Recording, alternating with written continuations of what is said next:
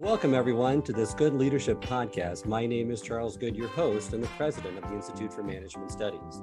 This podcast is designed to provide you with actionable insights and tools that you can use from discussing the research, stories, and background from recognized experts and practitioners to accelerate your impact in your current role. I'm so happy to be joined by Dr. Andrew Shatté in this episode of the Good Leadership Podcast. He is the founder and president of the Phoenix Life Academy and a fellow at the Brookings Institution, where he facilitates programs for high-level audiences from the Department of Defense, Homeland Security, IRS, and NASA, to name but a few.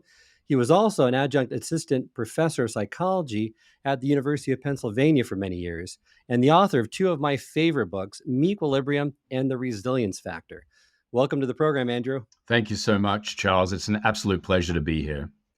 Great. I love to kind of dive into this topic around really both books, but the meQuilibrium, I think that's a nice structure to have this episode go around. So today will be part one. We'll look at days 1 through 7 of this program to deal with stress. And as you say in the book, you say that we're one nation under stress. Back in 2010, you had a study in the book that says 75% of those polled reported feeling overloaded and stretched to the max in every direction. Now, that was back in 2010. I can't imagine what they feel like today. No, that's exactly right. Now, bear in mind that in 2010, we were coming out of the Great Recession, at least in terms of all the economic indicators. But in terms of the mental health consequences, we weren't coming out at all. So that was one of the periods of human history in this country and globally where we were experiencing an enormous amount of stress. I would say it's fair to say that subsided a little for a few years. But then over the last 3+ years, we've seen this come back. And in fact, it's bigger, broader, deeper, worse now than it was back then in 2010, when my co-authors of meQuilibrium and I were saying we need to help people get through this. So it's certainly, these skills are evergreen, but 2010 was a great time to think about them. And 2023 is a great time to be thinking about them as well. I agree with you completely. You know, some of the great stats in there, which really kind of brings us into perspective. Once again, I think these have only gotten worse, where you quote the American Academy of Family Physicians, 2 out of 3 office visits are for stress-related symptoms. $847 billion annually is spent on stress or stress-related conditions, and 60% of all healthcare costs are attributable to preventable lifestyle-related diseases. That's a sobering fact. It totally is. And, you know, we've seen that with the global pandemic, this has emerged again. It's really reared its ugly head again. It's always been simmering there, but now it's another mental health crisis, just as it was after the Great Recession. The fact is that burnout in our organizations typically runs at somewhere between 3 to 8% of our global workforce is experiencing burnout. That's typical. And the margin there depends really on what's going on in the company. If they're going through an M&A or some other kind of transformation, then you can expect stress and burnout to be on the rise. But a Gallup survey during the pandemic showed that 67% of our global workforce were experiencing significant symptoms of stress and burnout. And I happen to believe that the other 33% were kind of repressing it and not being totally honest with themselves or the interviewers. Because I think all of us have gone through that additional stress over the last 3+ years. And the great news is that the same kinds of skills that we could use in 2010 to get through this are the same skills that we can use in 2023. So stress is an issue. It's always been an issue. It will forever be an issue. People are getting more stressed out. So why are we not improving with this? You actually list 2 different reasons why in the book, but if you want to present a third, that's great, or just unpack these 2. First, it's kind of an ultimate catch-22. The more stressed you are, the less you're able to make those changes to alleviate it. And then I love the second reason that you list, which I think is really appropriate, is that whenever we engage in behavior that seems self-sabotaging or absurd, there's always a reason for it. Both are still, I think, very current and applicable. And let me start with the second one first. We are rational. We're not logical, but human beings are rational, by which I mean we will behave in accord with whatever punishes and reinforces are existent in our lives. And if we get short-term pleasure out of something that is long-term harmful, we typically engage in the short-term pleasure at the expense of the long-term harm. So with stress, we're often doing things that we know are not in our best interest long term, but we may be anxious about losing our jobs, and that anxiety subsides when we're working 80 to 85-hour work weeks, even though we know that it's not really sustainable.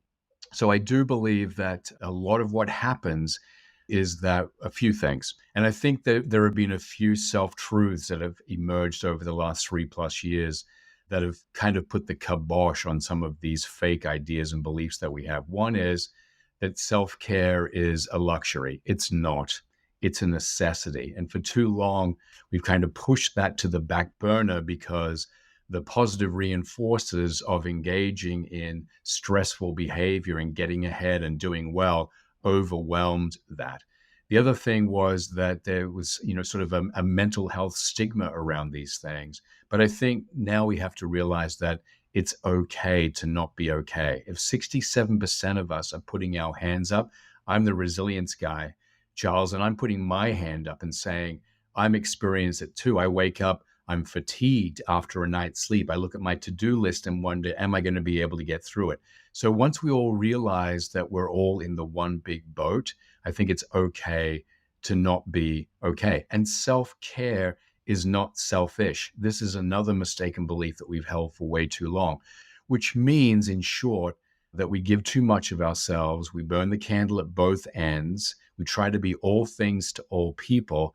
And that puts us on a pathway to stress and burnout. Now, I don't want to diminish the fact that we lead stressful lives, that events are happening out there and to us that have amped up our stress. But there's not a lot we can do to control those things. That's why I encourage people to look inward to what they can control about themselves and their relationship with the world and their relationship with stress. And you really advocate for a new approach to dealing with stress because a lot of what we've been told to really get rid of stress, the relaxation, the breathing, the meditation, the all the other things that are really there, treating the symptoms. They're not really treating the root cause. So your approach is really almost a paradigm shift, right? Can you kind of unpack that for us and what you mean by that? Absolutely. And all of these things that you just mentioned, we talk about as being a really important part of a person's armament. Certainly, mindfulness, relaxation, meditation, positive imagery, all of these things are really important, but they're not standalone. And if you want this to improve in any kind of sustainable way, and we've been talking recently about sustainable resilience, then you do have to get to that root cause. And what we do know for sure is that beginning in childhood, we develop thinking styles that can really put a ceiling on our resilience and also increase our level of stress. And by putting a ceiling, a lower than normal ceiling on our resilience, then it's taking away some of the resources we may be able to mount to actually to do better with stress.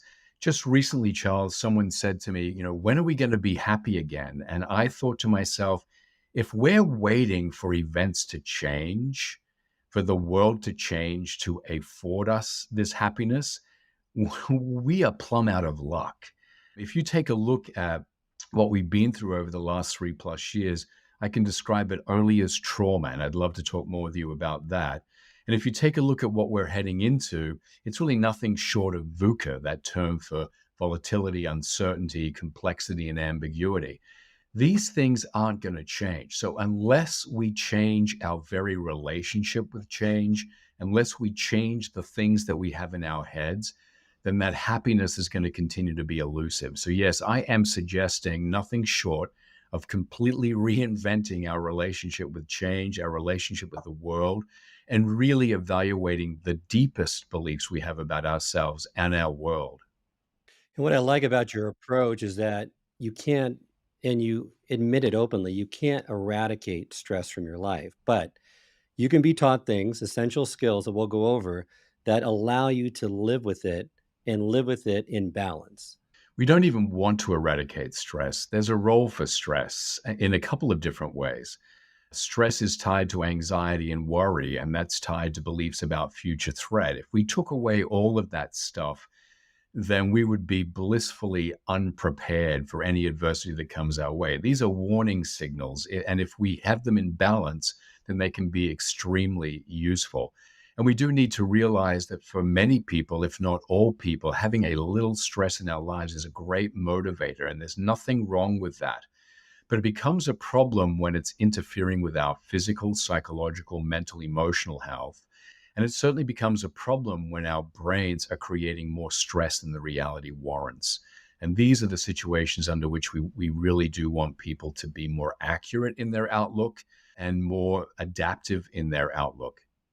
Wonderful. So this program is distilled into 14 essential skills that will put you back into control of your life with stress. You don't need to commit a whole lot of time each day. You admit through the research it's 15 to 30 minutes a day for 14 days, and you're going to see the benefits of this.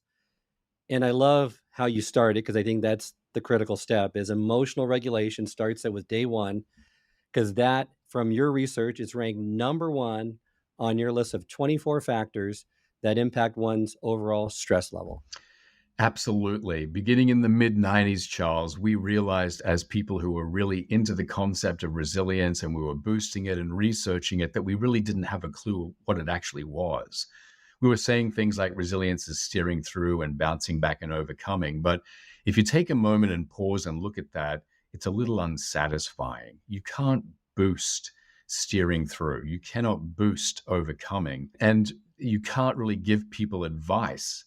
That's actually what resilient people do. It's not what resilience is. So we set about taking a look at all the factors that matter in terms of resilience. And we found an essential seven. And as you mentioned, we've added to those over time. Either they are precedents for resilience or they are consequences of resilience, but they matter in terms of resilience. I still believe that those original seven are absolutely critical. And number one of those seven is the capacity to stay calm under pressure.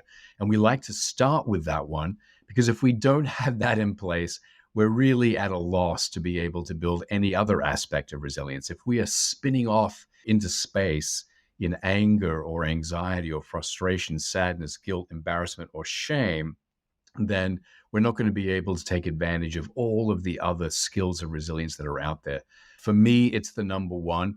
And I have to say, there's probably a lot of me in that assertion because it's my worst. Emotion regulation of all of the competencies that make up resilience is my absolute abject worst. I tend to be an anger guy. And so there is a lot of me in that assertion, but our research over time has shown that this is a critical first step. And it's low hanging fruit because many of us can become calmer fairly easily. And in addition, another reason why I love to start with it is because our research shows that if we can get people to calm, then there's a lot of other halo effects that flow from it. So without even impacting things like perception of work-life balance or energy or physical health behaviors or quality of sleep or peace of mind, by boosting calm, we get uplifts in all of those factors as well. Well, that's great to hear. And just to backpedal a little bit is that, we're talking about stress, we're talking about the issues that we have, and resilience is the number one way to fight against that. And you mentioned those seven traits, those essential skills that each one needs to develop. So I just want to make sure that people see that connection that, when we talk about resilience, these are the skills that are going to tackle and get you to live in balance with the stress in your life. And with the emotional regulation piece, love how you frame this because a lot of people want behavior change. Behavior change is, changing our actions of the behavior over time, but really it needs to begin with your thought patterns because your thought patterns, they drive your emotions and your emotions dictate your actions. But what you very astutely mentioned in your books and from our conversations as well is that many people don't realize their thoughts. Their thought patterns are below the surface. So the easiest thing to start with to recognize is your emotions, correct?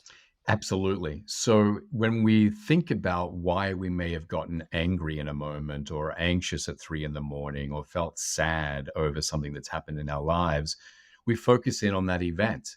Someone cut me off on the freeway, so I got angry. I had a dream that I lost my job, so I felt anxious. My kid got a D in math, so I felt a little down about that for a while. So we tend to explain our emotions in terms of the event that's happened, but that's not the whole picture. It's not even the most important part of the picture. The most important part is that when something happens to us, a belief pops into our head about that event. And it's that belief or thought that really drives the emotion. We've come to call this emotion radars because it's not a one off. In our families of origin, we develop a thinking style, a pattern of reacting to events. We call them emotion radars because it's kind of a way of scanning our world when something happens. And that's why we so predictably fall into the same emotion over and over again. I've found over the last 31 years, Charles, that if I'm in front of an audience and I say, do you have an emotion that tends to get in the way most? People have no difficulty answering that question. I can give them a list of the big seven and they'll point to the culprit. For me, it's anger. For others, it will be anxiety. Not to say we don't experience them all, but we tend to have a go-to because of this radar that we've developed when we were kids, a way of scanning the world. And just as an example, I tend to scan for how my rights are going to be violated. And violation of rights thoughts lead us to anger. Others tend to scan for future threat, what's going to happen to me next. And so they tend to get anxious. Yet others might be scanning for the resources they need to combat a problem, but don't have at their disposal. And these people are at risk for frustration. So for all of the big seven, we can let people know, hey, that's where that comes from. And one of the empowering things about this is that it also boosts our empathy, which is one of the big seven factors that make up resilience. Because I may never go to sadness in any event, but I may know someone who does. And now I know why. It's because they tend to scan for loss, whereas I tend to scan for violation. So we start to make sense of what's happening. And once we realize how we get there, we don't have to change the event. We have to change how we think about it. That's more eminently doable by us than changing the event.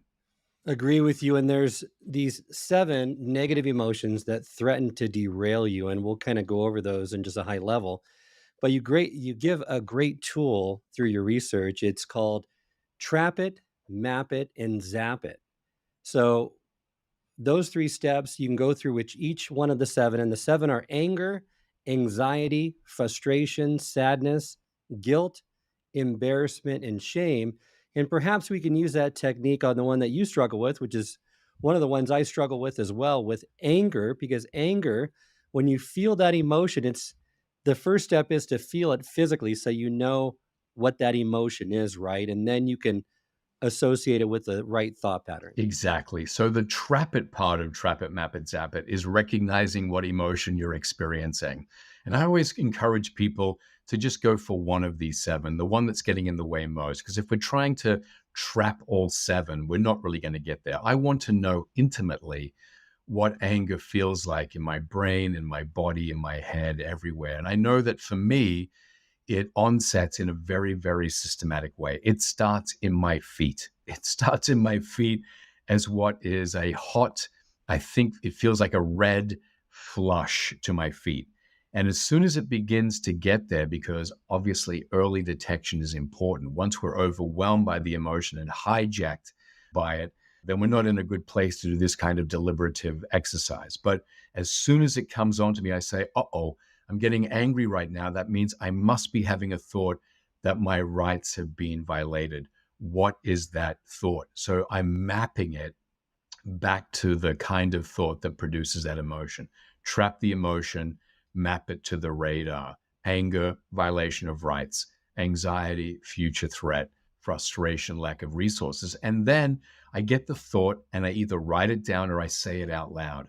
And usually when I do that, I'm able to zap it. I realize this is just my radar talking. There really hasn't been a violation, or at least not a violation at the magnitude that I was entertaining.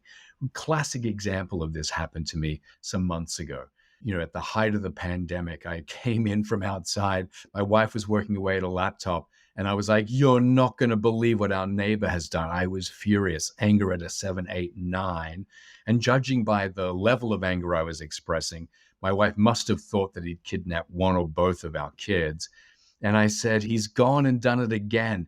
He's parked his car in front of our house. Now, even as I'm saying that out loud, I'm able to zap that. I'm able to realize if that's a violation at all, which it probably isn't, it's a violation at a 1 or a 2, not at a 7, 8, or 9. And then the anger just goes away. So, yeah, definitely trap the anger, map it to the violation of thought. And then once you get that thought out, 9 times out of 10, you're going to be able to zap it, realize that it's radar driven and not a reflection of reality. Great technique to use. And it's the first step of really getting control over that stress, that anxiety, and really being able to deal with it more effectively. We found it to be a really powerful tool. In our programs, we've been able to really effectively help people use this technique to get greater emotion control. And we have case study after case study on this. And, as I mentioned, the great news is that once we get that in place, then two things happen. People are now freed up in terms of their emotional and psychological space to begin to benefit from the other skills of resilience that we have to offer. But in addition, it is the gift that keeps on giving. Emotion control is so foundational that once we have that in place, other things begin to improve in our lives without our even doing anything deliberative to make that happen. That's great to hear. I know I've done it personally and it definitely works. And it's something I would advocate for everyone to try. It's something that takes time to build the muscle for so that you get used to doing it and catching yourself and being more aware of it in the present moment. Now, day two is all around sleep. And we're not going to unpack this that much because there's a lot out there, a lot of research out there that talks about best practices for sleep, how much is needed, why it's so important. Obviously, it's important. That's why you've included it here, because if you're not getting enough rest, you're not going to be able to deal with the stress and the anxiety and all those negative emotions effectively.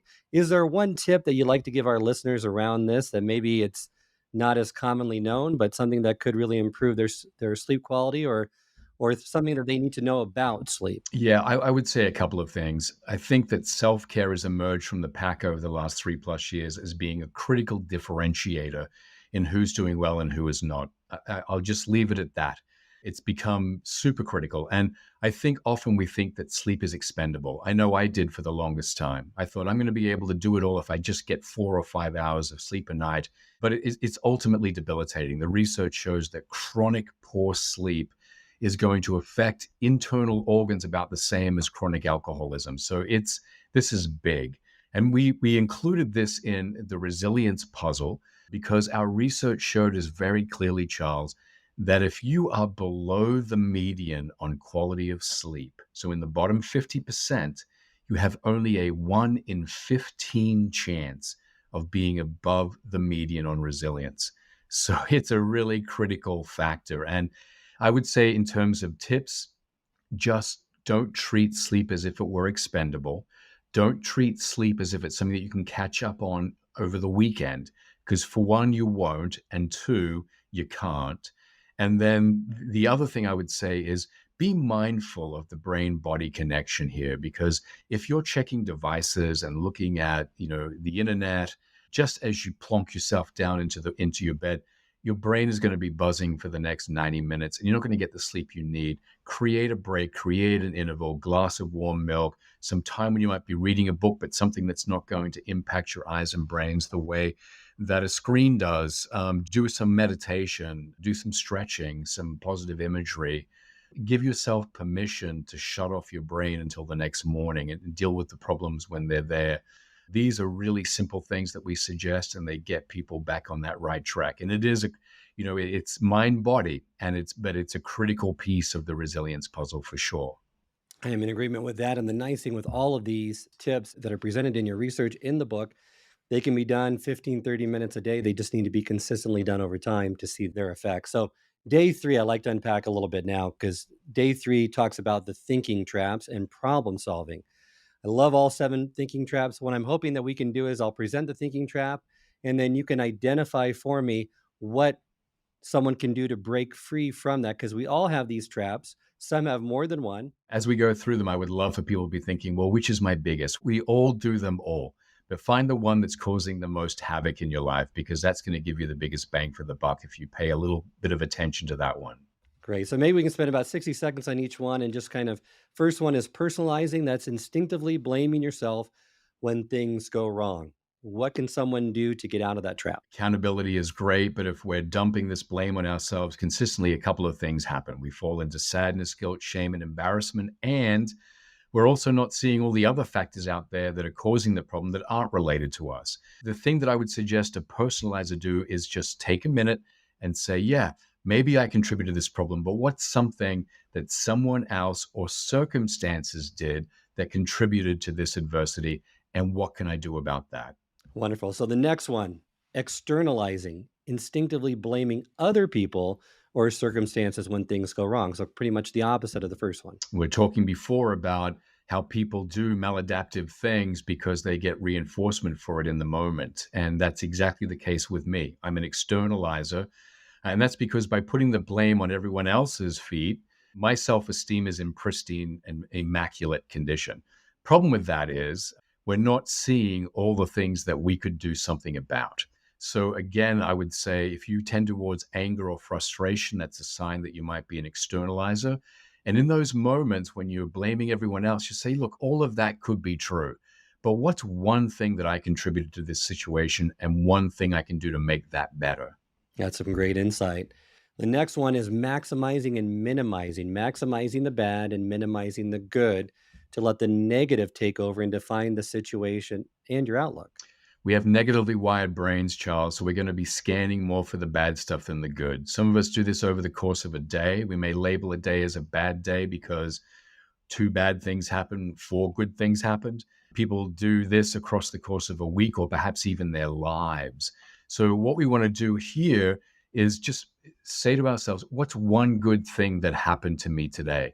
And for my kids and I, we've been practicing with my wife this idea of what's one good thing that happened to me today, practicing a gratitude exercise so that our negatively wired brains are not just focusing on the negative and labeling the day or the week as bad. It's a really important thing to do, particularly as we've gone through the last 3+ years with the global pandemic, because our naturally negatively wired brains have gone hyper negative during this time. To get any kind of even handedness and recalibration, we need to start focusing a little bit on the positive. Great advice. This next one I know I struggle with is mind reading, expecting others to know what you're thinking without having to tell them. Yeah, it's a relationship buster, but we also see that it applies in an organizational setting too, because what often happens is there's mind reading from up high to down below. And what we see in that situation is that while, mission, meaning, purpose, project hasn't been communicated downwards, there's an assumption that it has. And then when employees don't rally, it's blamed on things, it's externalized, that they're lazy, unmotivated, etc. So in the case of mind reading, what we need to say is, if I'm feeling frustration with someone or anger with someone or frustration with a relationship, what am I expecting to get from that relationship that I'm not currently getting? And have I actually taken the time to communicate that want or need? And I always say to mind readers, including my wife, actually, I always say to mind readers, if in doubt, speak up. Wonderful. So this next one, I have a lot of people that kind of do this in my life. So I'm not sure if I'm unique in this, but overgeneralizing, taking one piece of information and making it a general rule about the world, another person or yourself without evidence to support your findings. It's kind of like assassinating that person's character. Yeah, exactly. Or in the case of personalizers, it's sort of character suicide, right? And I tend to be a character assassin because I'm an externalizer. So if I'm driving down the freeway and someone cuts me off, externalizing would be to say that person was being really careless. And maybe that's accurate, but it's still putting the blame at someone else. Externalizing and overgeneralizing is when I say, that guy is a jerk. I don't know that guy. So I'm using one incident to tell me something global about their personality. So we see this in stereotyping. We see it in character assassination and character suicide. I always think about it this way. This is a theory about the world or someone in that world. And if I'm going to be a good scientist, I need to have not just one data point to support it. And for those of us who are into visual imagery, think about the theory as being a table. And if you've just got one leg, that's not going to hold up the table. It's not going to hold up the theory. You need multiple pieces of data and evidence to support a theory. And the bigger the table, the more legs it needs to be stable. So if you are developing a really big theory about your organization or your neighbor or one of your coworkers or yourself, then you'd better have a lot of evidence to support it, not just one piece. And I think what we're helping people to do is to become better scientists. Now, we fully recognize that the reason that we do that is there's great economy that comes from it. If I can take one data point with my limited brain capacity and create a general theory about some aspect of the world that I can utilize into the future, that's extremely powerful and economical. But it can also be very, very wrong. So we need to be able to make sure that we have enough data points here.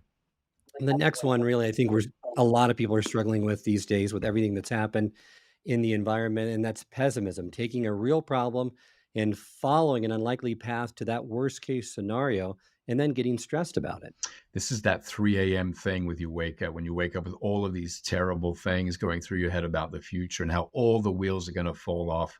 Illness of loved ones, job losses, losing a house to foreclosure. There's really that horror story that happens. And interestingly, very few people report, yeah, at 3 a.m. I had these visions of sugar plum fairies and rainbow colored waterfalls and unicorns dancing around my house. Our negatively wired brains lead us to pessimism, and it is that endless chain. We want to encourage people to realize, firstly, that what it is comprised of is what they most fear, not what is most likely. And we teach them the skill of worst case, best case, most likely, in order for them to realize that living out of a dumpster because we lost our job and we're now homeless is highly unlikely. And also, because we're worried about our jobs, getting that CEO position is highly unlikely. What's most likely is that we'll limp along and there'll be downsizings and right sizings and all of the kinds of things that happen in normal global organizational life, and we'll get through it. And what we want to be doing is making sure that we are securing our position as much as possible and keeping our options open as much as possible. That's what we need to problem solve. And so we want to refocus people on what is most likely, not what is most feared. Wonderful advice. The final one is emotional reasoning. That's the one that gets a little bit confusing. It's letting your thinking be led by your emotions and using your emotions as evidence that something is real. So I'm angry, so someone must have violated my rights instead of reversing that pathway, correct? Exactly so. So we talked about those powerful emotion radars that a thought can lead to the emotion, but it's circular to believe that because we're experiencing that emotion, that thought that we had about the world must be true. I can get into anger on the basis of a lot of inaccurate thoughts about my rights being violated. So if I use the anger as evidence of the violation, that's circular. And so that is what emotional reasoning is. Now we often see it in the workplace in terms of frustration. And frustration comes when you believe that you don't have the resources you need to get a problem solved. So often what we see in the workplace is that people get frustrated for a whole bunch of reasons. But then they say, I guess this proves that I don't have the resources I need to do anything. And then you see loss of motivation, lack of engagement. That's when you start to see quiet quitting, great resignation, when people feel like there's nothing that they can do to help a situation. So we really want to get out of that emotional reasoning state. And we can do that by really doing trap it, map it, zap it right in those moments to make sure that if we're going to feel that emotion, it's based on an accurate thought and that we're not doing that circular reasoning. Wonderful. Thank you for providing those great suggestions, those tips, those tools that they can use. I think it was important to unpack those because I think that's really could be beneficial to everyone listening on how to break these common thinking traps. Before we end this episode, I'd like to get through 2 more days before, and then the rest of the days will be in the part 2. Day 4, access your inner calm. We mentioned some of these. We won't go into in much detail, but it's the deep breathing, progressive muscle relaxation, and positive imagery. Those are kind of the short-term fixes you mentioned. The long-term fix is really meditation. Anything you want to say about those during this day 4 technique of accessing your inner calm? We have this fabulous fight or flight response. It's a wonderful thing, but it was designed to get our bodies ready to flee from a lion that was springing out of the savanna grass. And that was supposed to happen once every 3 or 4 weeks. We no longer tackle lions. What we have are chronic adversities operating in our lives. And to have this acute system of fight or flight operating chronically is square peg in a round hole. And it is literally killing us. It is the essence of stress. So while these may be more sort of band-aid techniques, they have a very distinct role to play because any of these techniques that you're talking about, positive imagery, progressive muscle relaxation, controlled breathing, all of these things are taking us away from the sympathetic nervous system, which is fight or flight, and moving us more towards the parasympathetic nervous system, which is the relaxation response. And these are opponent processes. So there is no way you can be in both at the same time. So if you're in fight or flight, you can't be relaxed. And if you're relaxed, you can't be in fight or flight.